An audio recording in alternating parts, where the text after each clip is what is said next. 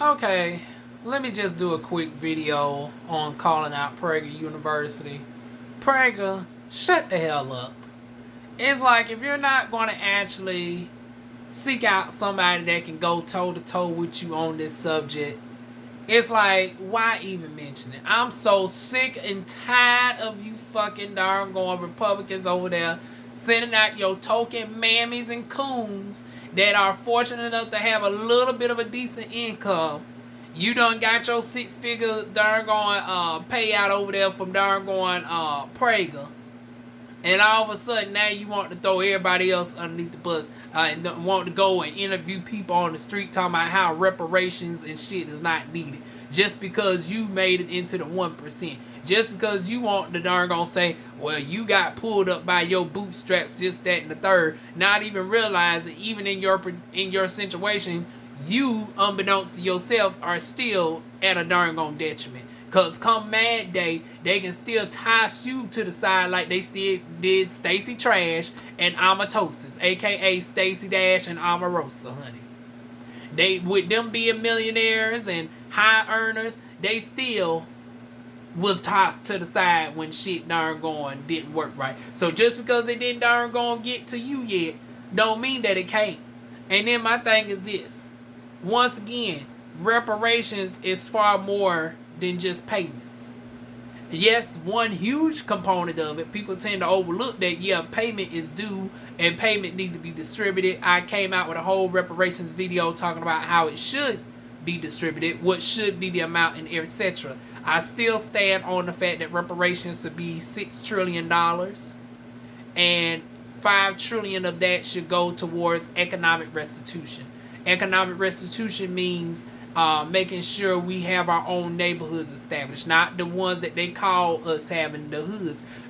Hardly no black person own anything in the hood. You might have one person that might have looked up and went to the army, or had a grandfather that passed down a little piece of a doggone $50,000 house or something. But for the most part, black people by large is not owning anything in the hood. They don't even own the smoke shops that they go to. The majority of them are Middle Eastern Arabs that come here and own up majority of the smoke shops. The hair stores are majority owned by the doggone Asians, mostly the Koreans.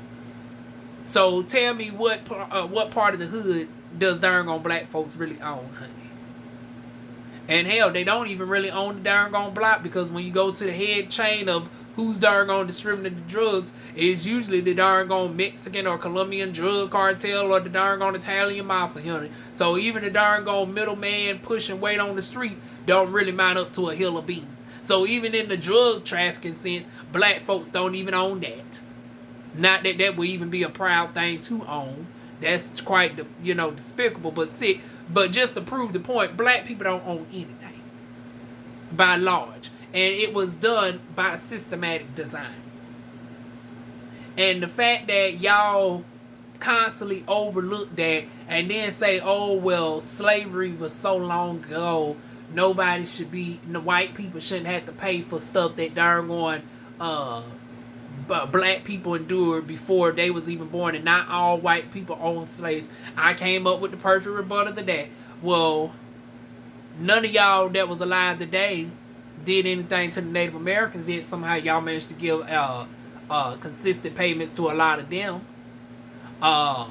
Nothing happened to the Jews by way of America, yet we somehow managed to give reparations out to them multiple times, including additional forms of reparation assistance in 2013 underneath President Barack Obama. Y'all have proposed, as far as Democrats, reparations for Hispanics who are detained at the doggone border for illegally coming into the country, but not wanting to do nothing about reparations for black people who have suffered, who are born in this country. Should I go on? So once again, if you're not going to get somebody qualified on the subject to talk about it, such as myself, just shut the hell on up. I'm so sick and tired of having to skip commercials where I'm seeing professors and descendants of freedmen and all this, that, and the third talking about, oh, well, my father got this business. I just seen one talking about he's the great grandson of a of a businessman from a generation outside of slavery, or just, you know, gotten removed from slavery. And I was like, really? So we're going to overlook the tons of people who were not in that fortunate circumstance by no way of their own? We going to overlook what happened to Tulsa? And, you know, it's very convenient that Prager come out with that darn video, the man talking about he's a descendant of such and such, during a time where we got the 3 surviving members of the darn Tulsa race riots. And where we talking about reparations. And it's like, it's funny how y'all say, well, nobody's alive. Well, you got 3 people who's alive right now. You don't even want to hand them what is rightfully theirs. Due to what the government allowed, they families for generations were disenfranchised. All 3 of those families supposed to be doggone descendants of millionaires. Like the Waltons family. Like Bill Gates family and stuff. But due to doggone being bombed and being doggone, you know, disenfranchised, and the government didn't do anything about it.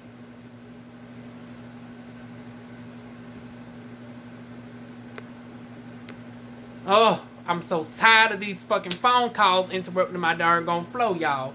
But anyways, like I was saying, due to them being doggone disenfranchised by no fault of their own, yes, they should be properly recompensated.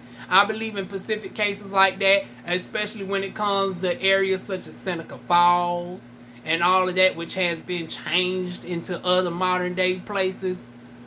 Black folks should be getting a compensation of those land prices. If you don't want to give them their land back,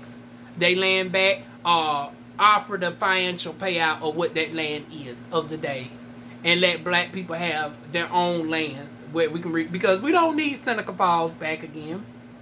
Just darn gonna give us the money that's equivalent to that, and let's darn gonna give our areas another, and let us choose the place. Cause honey, leave it up to white folks. They have us on some darn on nuclear wasteland. Y'all know I got this on my darn on bed, y'all. Once again, I'm in this shitty ass apartment. Once again, reparations will get me up out of here. And economic restitution will help out with that, because once again, reparations is just a one-time payment. Reparations is not going to give us generational wealth. Economic restitution is. So I broke it down of what reparations would look like, divided up across 20-some million eligible black people such as myself that descends multiple generations back prior to 1960. Prior to 1920, I can trace my lineage here all the way to the earlier 18th century, from both the black and the Native American side. So with that being said, in the white side as well. On my maternal side though, it seems like I descend from freedmen, which does not necessarily negate the fact. Let's also have this conversation. Just because somebody descends from freedmen don't mean that they're not necessarily obligated to not receive reparations as well. Because reparations is far beyond just that of slavery. Reparations also goes into Jim Crow. Reparations also tackles redlining. Reparations also tackles racial disparities between black people being denied business loans at certain banks to modern day. So reparations, like I said, is far more than just an actual physical check in hand, which still should be included. But however, we're going to also talk about getting our own banks together, getting our own neighborhoods, getting our own schools together, our own types of charter schools and stuff that's going to be built in a timely manner by qualified people that we as the people, as the community, will put in charge. And we'll make sure that we won't have darn on certain people taking advantage of people's situations and taking money and darn on going to the club and spending it on strippers and everything else, you know, i.e. Umar Johnson. Creating darn on documentaries and shit. And they'll want to talk about people's hair, i.e. Tariq Nasheed. Want to basically pander behind Bernie Sanders. When I look at their website, everything that they darn on pretty much advocating for is stuff that darn on Bernie Sanders was advocating for, which generally helps out everybody and don't really focus on the atrocities that specifically happen to black people, i.e. darn Antonio Moore and Yvette Carnell. And the list goes on and on of the people who have made proposals and just have not gotten it right. So if you really want to go toe-to-toe with somebody who has came up with a plan on reparations, why reparations is needed, honey, you come holler at me down here. I know my channel ain't as big as the Antonio Moores, the Tyreek Nasheeds, and the others. But I can assure you I'm well qualified on this subject. As somebody who has lived in the rough, as somebody who is digging myself out, as you say, pulling myself up by the bootstraps, and as somebody who has studied this shit for years, I'm damn qualified on doggone going toe-to-toe with anybody. Honey, whether you want me to sit down with Candace Owens, whether you want me to sit down with one of the white professors there, honey, I'm calling out Prager. Come doggone send DivaWuan an email. I don't want to see not another video talking about reparations unless y'all want to go toe-to-toe with somebody such as myself. I dare you to pick anybody from doggone Prager, and we can set up a doggone date and time. I tailor my doggone, tongue, because y'all know DivaWuan can be quite passionate. And they bougie over there. So I make sure to keep the swearing down to a minimum. But I'm so sick and tired of seeing each and every last one of y'all just doggone completely just, disregarding reparations like it's not needed in a time where everybody else can seem to get reparations for stuff that's been much less. But black people, we going through, honey, you get killed for doggone for simple shit, for doggone going past a stoplight, for selling loose cigarettes on the streets, for doggone sleeping on a park bench, for doggone trying to get back into your own house and you can show ID and pictures of on your walls that you live there, yet somehow it ends in a tragedy. A mistaken address which leads to a sleeping woman being doggone killed. And then you try to frame it on the boyfriend. A doggone man choked out in front of millions of people for 8 minutes and 41 seconds. The list goes on and on. Reparations also tackles police brutality. We talk on not necessarily defunding the police, but hitting up the motherfucking pension funds. I don't believe in defunding the police as far as the entire union per se, but I do believe in because once again, it's very ironic that if I gonna do some fuck shit on my job, like let's say if I work at a chicken plant or if I'm a teacher, if I do some fucked up shit, you're gonna take my darn pension, you're gonna take my tenure, but somehow a cop can actually be tried and convicted and somehow still manage to darn keep their pension. Like, where does that make sense? Don't none of y'all complain about that the officers who are actually tried and convicted, which are very minimal, but still they get to keep their pensions and get to relocate and get to have minor sentences lower than that of somebody who did crack. We ain't even got to the cocaine disparities, which some of these Republicans are still doggone trying to argue down. Pretty much crack is the same as the cocaine as water is the ice. Ice is just a hardened form of doggone water, but because crack is a hardened form of doggone powder cocaine, you're going to give the person with crack over 10 times more of a sentencing than the person who had powder cocaine. Let it make sense. And we know that a majority of people who was strung out on crack was black people, and that was done by systematic design.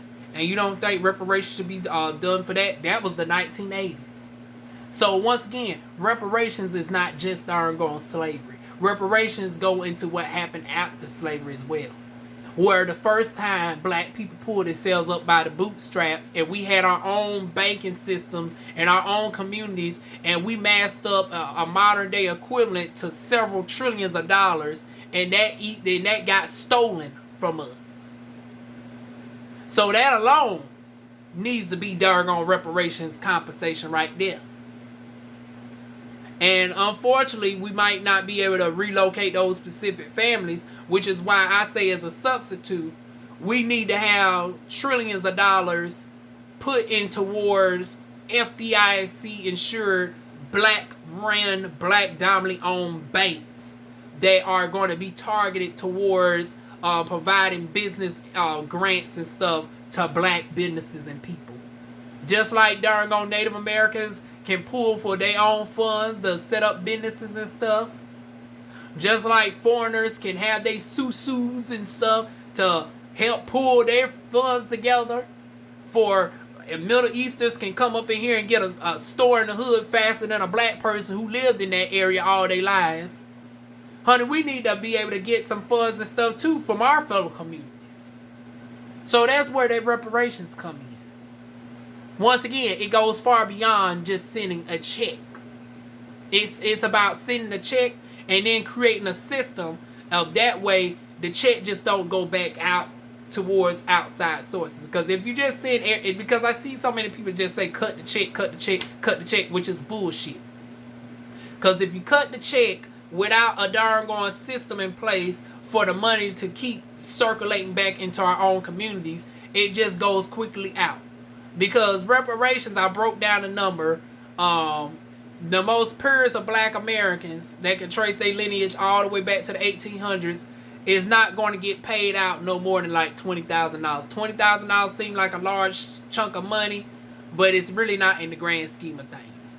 But it can easily spread, used by the right person, into millions of dollars. Not everybody's meant to be an entrepreneur. Some people are meant to be workers. So for the people who are meant to be workers, let them darn go and spend the money at businesses such as myself, which I'm going to use with my payment out, and darn going to create a business, and they will have money circulating in my businesses, and then I'm in turn spending it at my fellow black business. Now that's not to say that I can't go to a white shop here and there, but it's about also creating equality. Equality is not necessarily opposition. I'm not saying that if you get payment that you can't fuck with no white-owned business, you can't still shop at Amazon. I'm just saying give us a fair chance to get some skin in the game. Give folks options. And when given options, black people will actually do business with black people. And then, once again, some people say, oh, well, black people charge way too much in comparison to Walmart and stuff. I can get this at Walmart for this price. And not realize the reason why black folks have to charge more is because we don't have enough funds to have the demand where our darn on price point can be down so we can compete with the Walmarts and stuff of the world. As a single person, as a standalone business, or as a small franchise, I can't compete with a multi-billion-dollar conglomerate. That's what people don't realize. But if we had reparations, and if we're able to fund our black businesses, well, hell, we still ain't going to necessarily compete with Wally World like that. But however, we can darn gonna shake the table up a little bit. We can definitely compete with some of these other ones. We can definitely dismantle Wally World a little bit. Wally World still going to be grand dame and all that to a certain extent, but at least we will have more comparable options to choose from. Amazon and Wally World will still at least get knocked down a notch or so.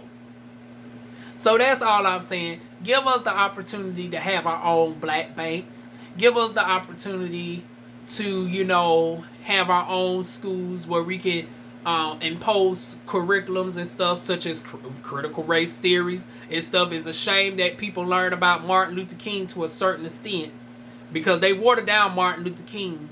They don't mention certain people that were allies to Martin Luther King, such as Brian Rustin. You notice you don't never hear his ass. You don't never hear about Marsha P. Johnson in school. Malcolm X, they wish they could have got rid of Malcolm X, but he was too much of a modern day force for them to necessarily get rid of him. You don't really hear much about Sojourner Truth. You hear more about Madam C.J. Walker than you do darn gone Harriet Tubman half the time, and you don't even hear half of Harriet Tubman's darn gone story. And the list goes on and on. Madam Turnbelt Malone, you don't hear nothing about her in the school systems, which is why we need our own curriculums. And also, when it comes to learning different languages, in school, they always give us Spanish, French, and Mandarin. They don't never give us no African languages to learn, which is why when we try to darn go and then go back to the motherland, we darn gonna be somewhat darn going out of water in play. I mean, every year y'all talking about going back to Ghana and stuff, and you know it's ironic that y'all talk about going back to Ghana, and Ghana had a hand in the slave trade and stuff, and ain't really offer no real, you know, financial appeasement or anything of that regard. But you know, that's a whole nother video for another day. But it's like, you know, it would be nice for us to learn some Kiswahili, some Yoruba, some Ashanti, some, you know, the list goes on and on. Amharic, I think that's what the East African language is called. And the list goes on and on. Zulu. Once again, those are stuff that we need to also have. So when we do business on the continent, because the continent really funds a lot of the stuff. And that's another thing that goes into reparations. Honey, reparations, we can start setting up businesses over in Africa and, you know, start really shaping the mind of the world. Because black people, we are the darn blueprint for everybody else to get in line. Black people, we the ones that go through the most shit to the point where every other black group look towards us for some direction and shit. And that's another reason why they don't really want to darn give black Americans reparations, because it starts to set off a chain reaction, because then you're going to have our folks in the Caribbean. And then you're going to have our folks over in the motherland darn putting a stand. And you know, in the motherland, a majority of the resources are there. 90% of the world's cocoa comes from Africa. The cobalt and the zincs and irons and stuff that is used for the telephones and stuff, such as the one that I'm recording from, comes out of Africa. Yeah, you go to China and manufacture the shit for the cheap, but the resources, the raw materials, the majority of it comes from the motherland. And if we're able to go over there and do business and be able to fully speak the languages by people that we help get here on visas and stuff, and, you know, make sure, because when it comes to visas and stuff, when it pertains to Africans, notice that it's a different story. You notice Democrats always pushing for Hispanics to come through, and, you know, open borders. You don't need no ID, and we're going to make it illegal for you to even ask a Hispanic about whether you're here legally. But honey, they be quick to ship the Haitians back. They be quick to send the darn Africans back. Notice that when it comes to Democrats, they don't have that same type of liberalism when it comes to folks that look like me. Oh, we're going to put a change to that. Because with reparations, we'll be able to help assist our African brothers and sisters to come over here. We will be able to provide them with good quality job opportunities, such as teachers being translators and, you know, history teachers teaching about the motherland. You know, we can have some Ghanaian world history teachers and stuff. And, you know, in conjunction with the black Americans and Caribbean folks. Because, once again, reparations is part of a larger picture. Reparations is, once again, economic restitution. Is about redeveloping a mindset, because once again, there was a lot of mental warfare played in regards to oppressing black people, such as religion.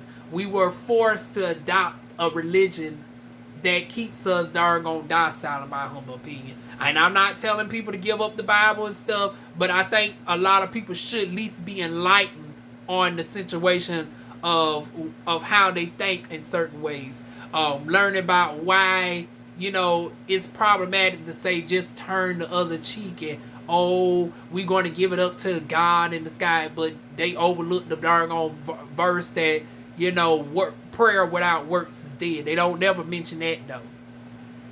They don't never mention about the Orishas and stuff. And they darn reprogram us to think that our gods that darn actually predates their God is darn demonic. We need to get because once again, we're taught that voodoo and the Bantu and all of that is demonic. Our gods and stuff is evil. The black cat is an ill omen. Everything that was deemed good has been reversed into darn gone thinking it's bad. So when you have a young, impressionable child growing up, hearing that everything that is associated with blackness is negative in some type of way, even down to a game of darn gone, I mean, it's so petty, even down to a game of pool. You use the white ball, the black, if you hit the 8 ball, the 8 ball is deemed the darn gone bad ball. When it comes to a crow, a cat, all of those are signs of ill omens. But in African mythology, those were the signs of good luck and, you know, protection and nourishment. The doggone black cat actually was the guardian of the dead. And actually was a sign of protection. It was a sign of royalty. But now it's flipped to be seen as a bad luck and ill omen if you even come across a black cat. And then you wonder why a majority of dark colored animals die in shelters compared to the lighter ones. Studies show that due to even the way that dark animals absorb light and they don't reflect well with cameras because they don't know how to properly take pictures of dark animals, that they are more susceptible to dying within a shelter than their white animal counterparts. So, you know, racism is so deviant that even when it comes to a black animal darn gone gets darn gone, you know, disrespected. And then even down to our hair. We can't even wear our hair out naturally. We actually have to have laws passed to say I can wear my hair out curly or in a coily fro. Are you serious? That my dreadlocks are unprofessional? That I got to cut off my hair to be seen before a judge if I'm a male with long, but they don't necessarily enforce that with guys with stringy long hair though. But black men with dreadlocks have to have their hair cut short. Same thing for teachers and stuff. And then when you have children, they grow up looking at black folks that don't have hair that look nothing like them because they're being forced to have to assimilate. And it then puts in the wrong impression of the child to feel like, well, if none of the darn on adults that are black that I'm around look like me, my mother has her hair constantly in a relaxer because she works at a meteorologist job. The teacher cannot wear her hair out in the fro. And then you have our own black men that darn gonna like to just say, oh, we just trying to conform. But you know, the black men don't darn gonna create an institution where we don't have to conform. See, conformity is forced upon us. Where you have to flat iron in certain professions. You have to relax your hair. Or, you know, seem, because the afro is seen too much of a political statement. And that's a damn shame. If somebody would wear their hair out in the fro, all of a sudden you want to make slide comments such as, oh, black power, oh, she sister sledge and all. Are you kidding me? This is the shit that we had to deal with. And the army just made it where black folks can wear their hair out in braids and stuff.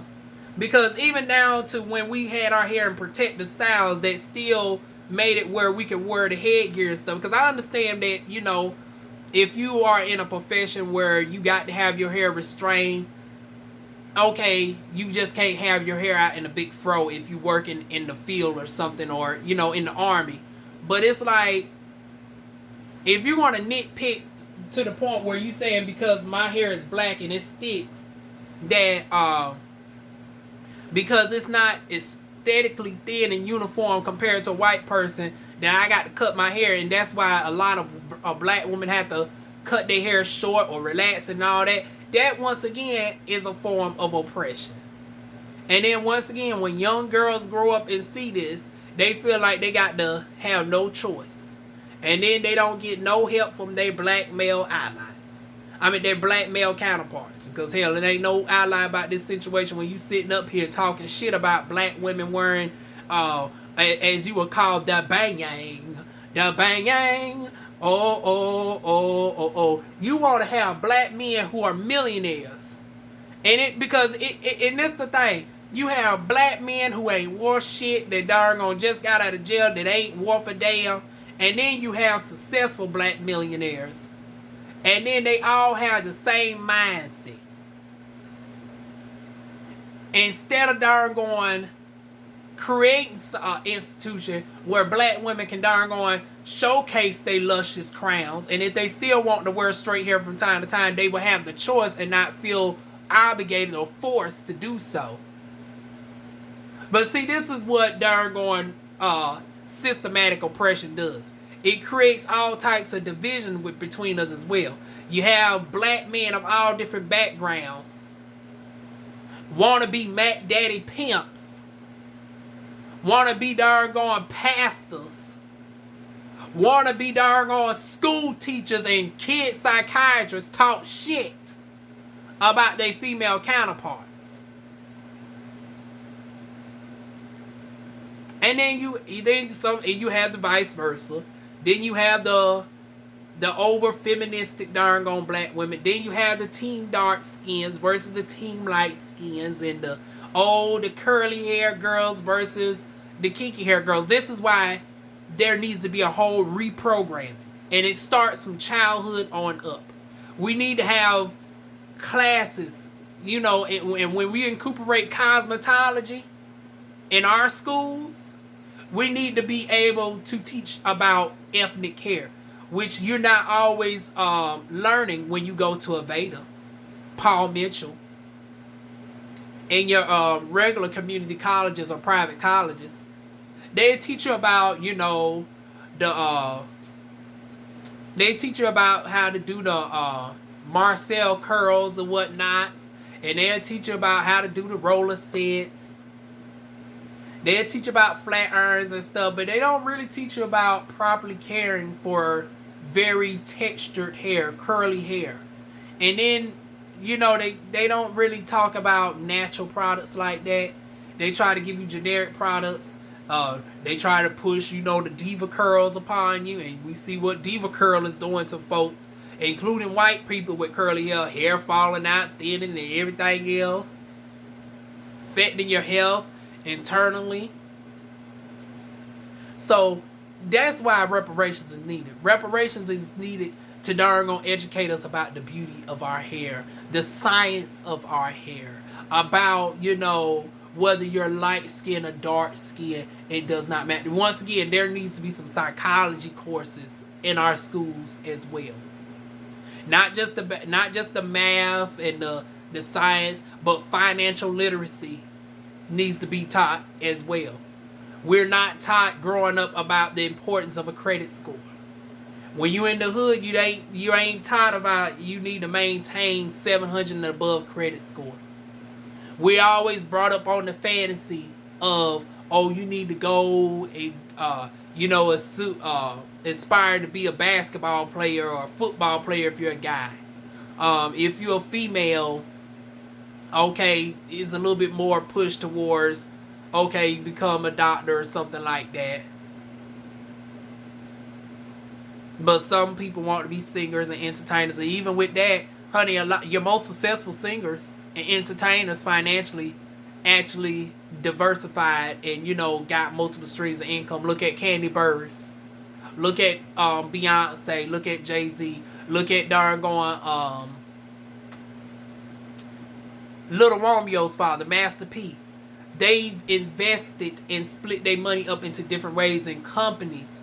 They learned about finances.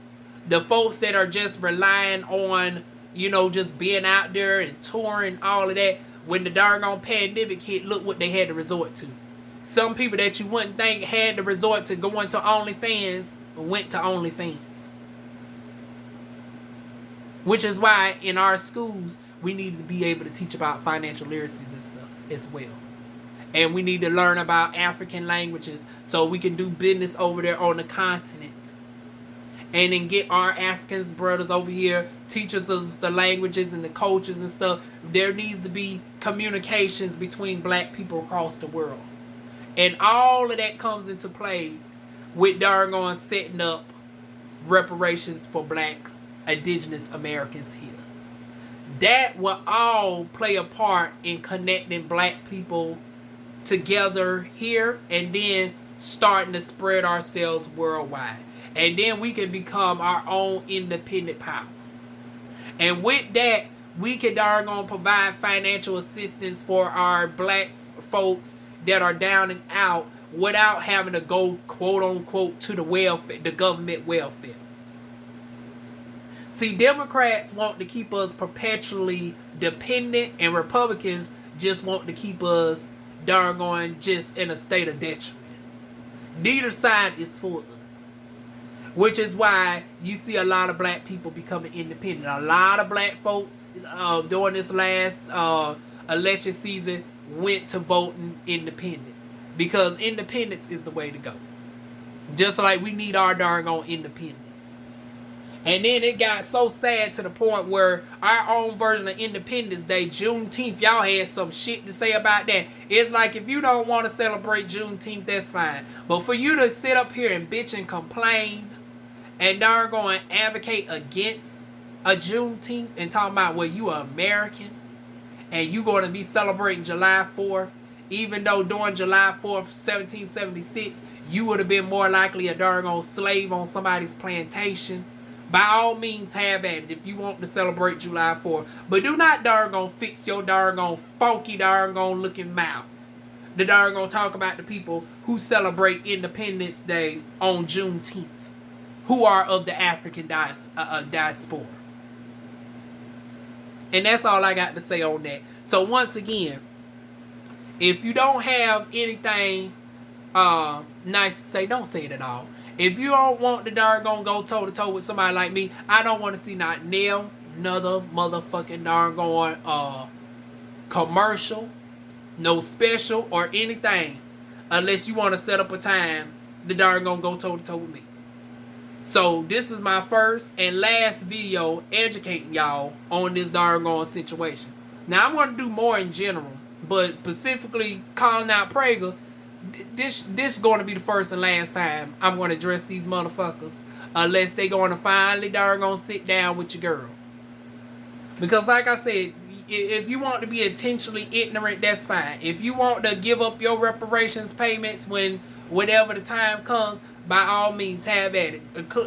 Check no on the form. Your reparations will be distributed accordingly to another group, a group of black folks. That's fine. You want to be a proud darn American without no darn mention of your darn race, that's fine and dandy. But for us black people who are trying to look out for all the other black people who are not in a fortunate enough financial situation such as yourself to be able to hit the shuck and jive upon Prager University and talk shit about your group of people, for people who are actually altruistic and care about the concerns of your entire race of people as a whole, just shut the fuck up. Just because you're doing alright for the time being until they darn no longer need your black ass, don't speak on us over here who is fighting for reparations. And like I said, unless you want to really have the talk with somebody like me, I don't want to see y'all motherfuckers up on my darn YouTube recommendations again on this subject. So that is it. Feel free to leave y'all thoughts and comments down below. Feel free to like, comment, share, and subscribe. And I will see y'all soon with more videos. Mwah.